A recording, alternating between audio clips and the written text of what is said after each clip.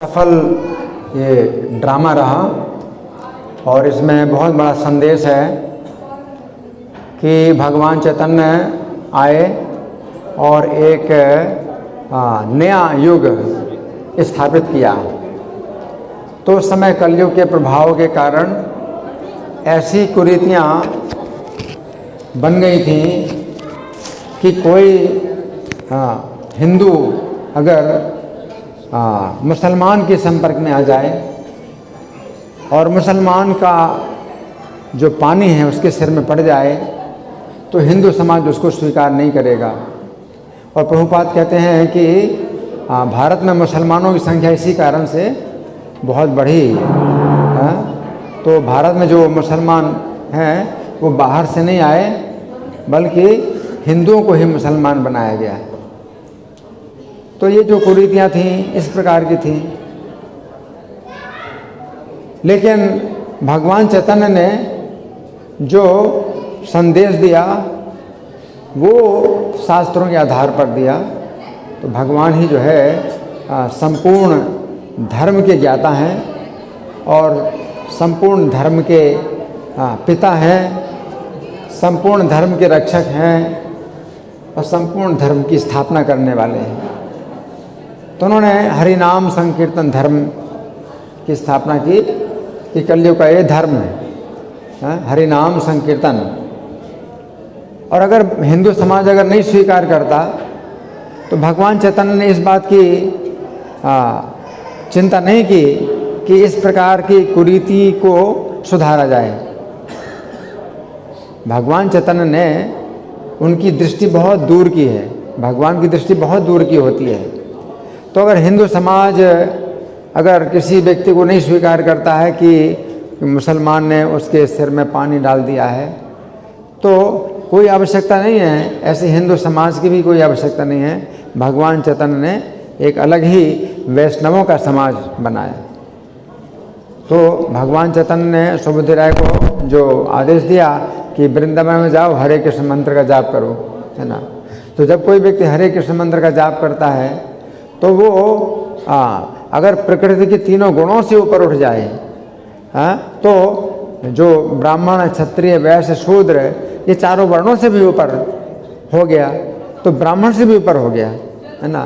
तो फिर कोई ज़रूरत नहीं है कि वो ऐसे ब्राह्मणों के समाज की शरण ले जो कि अपनी रूढ़ियों के कारण जो है समाज को भ्रमित करते हैं। तो इस प्रकार की जो रूढ़ियाँ हैं ये जो बनाई तो ऐसे ही ब्राह्मणों ने बनाई जिनके ऊपर कलयुग का प्रभाव। तो कलयुग के प्रभाव में से प्रभावित जो ब्राह्मण है उस प्रकार की कुरीतियाँ बनाते हैं, है ना। अब चैतन्य महाप्रभु ने ये जो आंदोलन, हरे कृष्ण आंदोलन फैलाया तो उस समय तो सुबुद्धि राय को केवल इतनी आदेश दिया कि तुम वृंदावन में जाकर के हरे कृष्ण मंत्र का जाप करो। लेकिन फिर हमारे जो आचार्य हैं जो श्रील भक्ति सिद्धांत सरस्वती ठाकुर थे तो उन्होंने फिर ऐसे नीच जो परिवार में पैदा हुए, चाहे शूद्र हो चाहे कोई भी हो, तो उनको जो है ब्राह्मण बनाया। तो वो विधि पूर्वक ब्राह्मण बनाया, है ना। तो भगवान चैतन्य ने जो आदेश दिया था कि हरिनाम संकीर्तन करो और हरिनाम संकीर्तन में जो है कोई व्यक्ति अगर भाग लेता है तो वो फिर ब्राह्मण से भी ऊपर उठ जाता है। और मुसलमान परिवार में पैदा हुए जो हरिदास थे तो उनको जो है भगवान चैतन्य ने नाम का आचार्य बनाया। सोचिए ये हरे कृष्ण आंदोलन के जितने वैष्णव भक्त हैं जो कि ब्राह्मण से भी ऊपर उठे हुए हैं, उनसे भी ऊपर किनको स्थापित किया? जो मुसलमान परिवार में पैदा हुए हरिदास। तो हरिदास को जो है नाम आचार्य। और हम लोग हमेशा जब जयकारा बोलते हैं तो जितनी बार जयकारा बोलते हैं नामाचार्य श्रील हरिदास ठाकुर की जय जरूर बोलते हैं, है ना। आप सोचिए, तो इसका कोई अर्थ नहीं होता है कि कोई व्यक्ति किसी परिवार में पैदा हुआ, है ना। चाहे म्लेच्छ हो, चाहे यवन हो, हाँ, कोई भी किसी भी परिवार में पैदा हुआ हो, हाँ, तो ससवनाय कल्पते, तो वो जो यज्ञ करने के योग्य हो जाता है ना। तो ये नाम की ऐसी शक्ति है ना। और ये बताया गया है यथा कांचन ताम याति काश्यम रस विधानतः, हाँ, तथा दीक्षा विधान ने द्विजत्वम जायते नृणाम। तो पांचरात्र की विधि में जो है ये बताया गया है कि दीक्षा की विधि के द्वारा किसी भी व्यक्ति को ब्राह्मण बनाया जा सकता है। यथा कांचन ताम याति काश्यम रस विधानता, कांसा जो धातु होती है, कांसा के जो धातु है, अगर कुछ विशेष रस की विधि के द्वारा वो सोना में परिवर्तित हो जाती है। कुछ विशेष विधि के द्वारा कांसे को सोना बनाया जा सकता है। तो फिर उसी प्रकार से दीक्षा की विधि के द्वारा किसी भी व्यक्ति को ब्राह्मण बनाया जा सकता है। तो ये जो विधि है, ये हरे कृष्ण आंदोलन में, ये जो हरे कृष्णा समाज है, अंतर्राष्ट्रीय कृष्ण भावनामृत संघ है, ये पूरी दुनिया में लोगों को ब्राह्मण बना रहा है ना। तो वास्तव में ये हरे कृष्ण आंदोलन ये ब्राह्मण बनाने की संस्था है। और किसी भी व्यक्ति को ब्राह्मण अगर बनना है तो ये नहीं विचार किया जाता कि वो किस परिवार में पैदा हुआ है। अगर उसको जो है मनुष्य का जीवन प्राप्त हुआ है, तो मनुष्य का जीवन प्राप्त हुआ है तो ब्राह्मण जो है उसको बनाया जा सकता है। और आज के समाज में ब्राह्मणों की बहुत आवश्यकता है। क्योंकि जो ब्राह्मण अपने को कहते हैं, ब्राह्मण होने का दावा करते हैं, वे ब्राह्मण नहीं हैं, तो वे अपने को ब्राह्मण कहते हैं, लेकिन उनको शास्त्रों का सही ज्ञान नहीं है। और कुछ अगर ज्ञान है भी तो उसको जो है उल्टा सीधा वो अर्थ निकालते हैं शास्त्रों का। तो भक्ति विनोद ठाकुर के समय में ही जो स्मार्त ब्राह्मण थे, जो कि जन्म से ही अपने को ब्राह्मण मानते थे कि हम ब्राह्मण परिवार में पैदा हुए इसलिए हम ब्राह्मण हैं, केवल एकमात्र यही कारण है, हम ब्राह्मण परिवार में पैदा हुए तो हम ब्राह्मण हैं, है ना। इस प्रकार से जो स्मार्त ब्राह्मणों का जो है अपना एक समाज था, है ना। और किसी को भी वो ब्राह्मण नहीं बनने देते थे। तुम ब्राह्मण नहीं बन सकते, क्यों? क्योंकि तुम ब्राह्मण परिवार में नहीं पैदा हुए तो तुम ब्राह्मण नहीं बन सकते।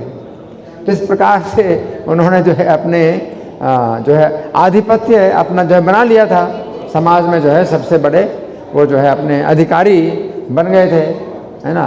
तो उनके विरोध में भक्ति सिद्धांत सरस्वती ठाकुर ने जो प्रवचन दिया, तो उस प्रवचन के कारण जो वो उनके पास कोई उत्तर नहीं था।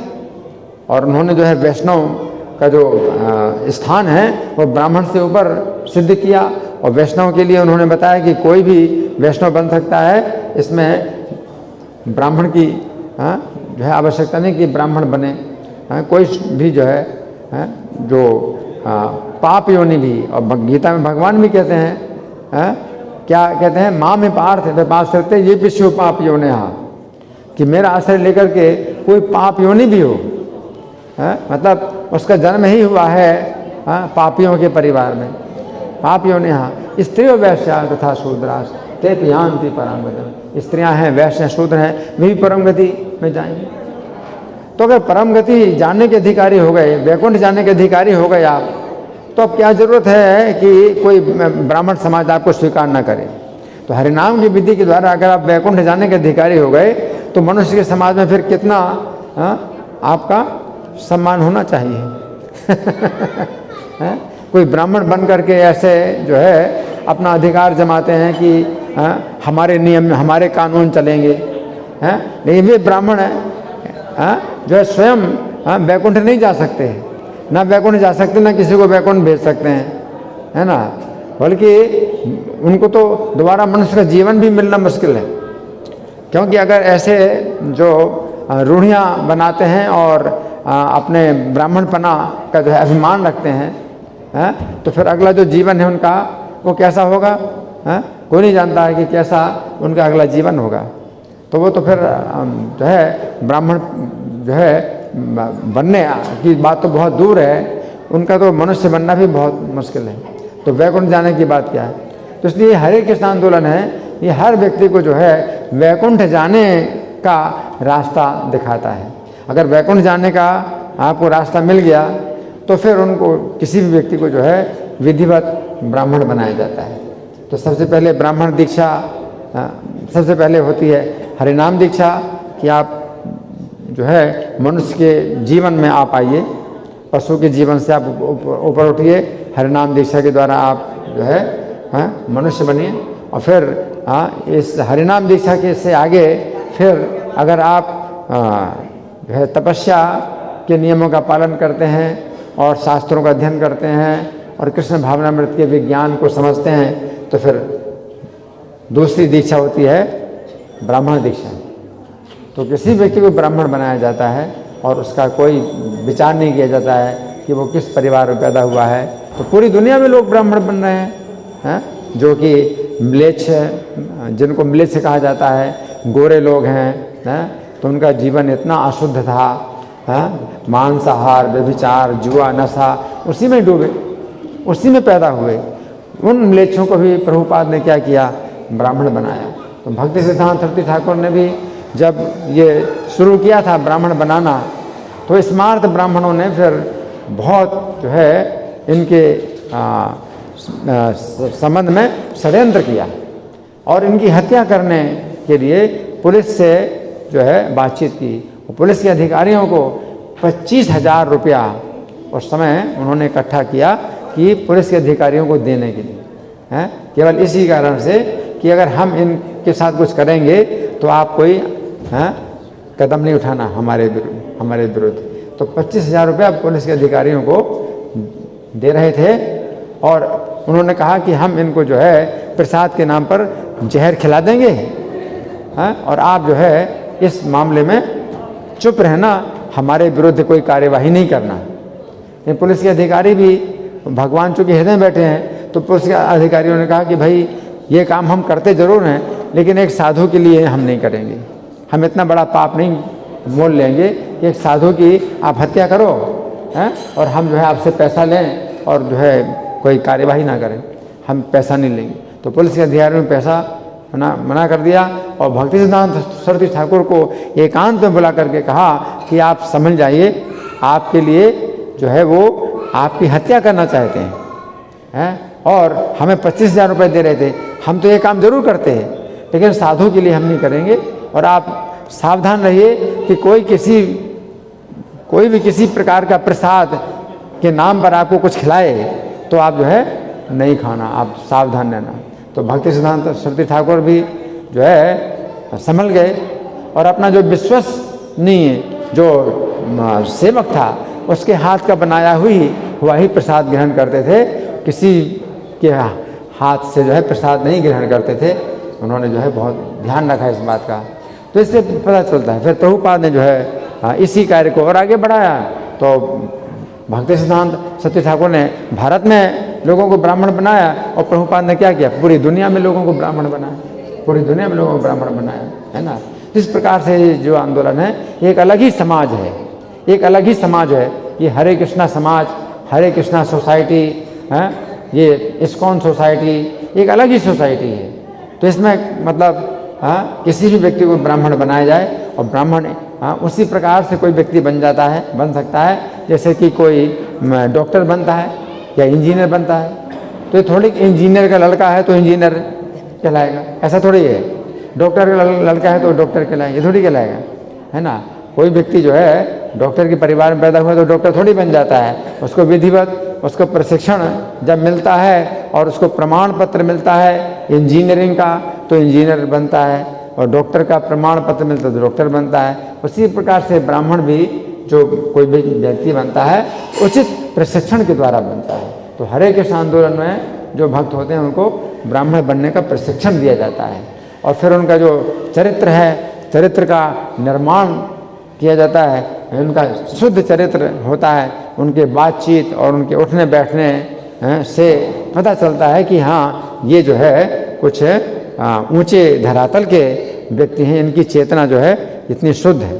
तो किसी व्यक्ति की चेतना को शुद्ध किया जाए तो वो ब्राह्मण बनता है। तो चैतन्य महाप्रभु ने जो आंदोलन जो प्रारंभ किया संकीर्तन आंदोलन प्रारंभ किया तो ये मानव समाज की चेतना को पवित्र करने के लिए किया और हर व्यक्ति को अधिकार दिया, हर व्यक्ति को अधिकार दिया कि हरि नाम कीर्तन में हर व्यक्ति का अधिकार है। और जब हर व्यक्ति का अधिकार है तो वैष्णव बन जाए तो ब्राह्मण तो फिर कोई अगर वैष्णव बन गया तो ब्राह्मण तो पहले ही सही है। तो ये आंदोलन जो है लोगों को वैष्णव बनाता है। तो भगवान चैतन्य का अब आविर्भाव आने वाला है तो हमें वो उनकी जो शिक्षा है उसको समझना चाहिए और हर व्यक्ति अपने जीवन में कुछ नियम बनाए हरि नाम जप करने का।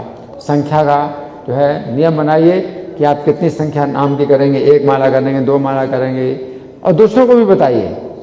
तो हर व्यक्ति अपने व्यक्तिगत जीवन में हरि नाम को जो है जोड़े। अगर आप कुछ नहीं छोड़ सकते तो हम आग्रह नहीं करते कि आप कुछ छोड़ो, लेकिन जो हरि नाम है इसको अवश्य जोड़ो। तो चैतन्य महाप्रभु ने यही जो है मुख्य संदेश दिया कि अपने जीवन में हरि नाम को जोड़ो। और हरि नाम को अगर आप जोड़ते हैं तो जितने पाप हैं और जितने भी अशुद्ध आदतें हैं वो अपने आप छूट जाएंगे, है ना। तो इसलिए हम छोड़ने पर बल नहीं देते, हम जोड़ने पर बल देते हैं कि हरि नाम को अपने जीवन में जोड़िए। तो चैतन्य महाप्रभु का यही संदेश है। इसी के बल पर प्रभुपाद ने लोगों के जो है नशा छुड़ाए, व्यभिचार छुड़ाए, सब कुछ छुड़ाया। क्यों? हरि नाम की शक्ति से। तो हम पहले नहीं कहते कि लोग नशा छोड़ें,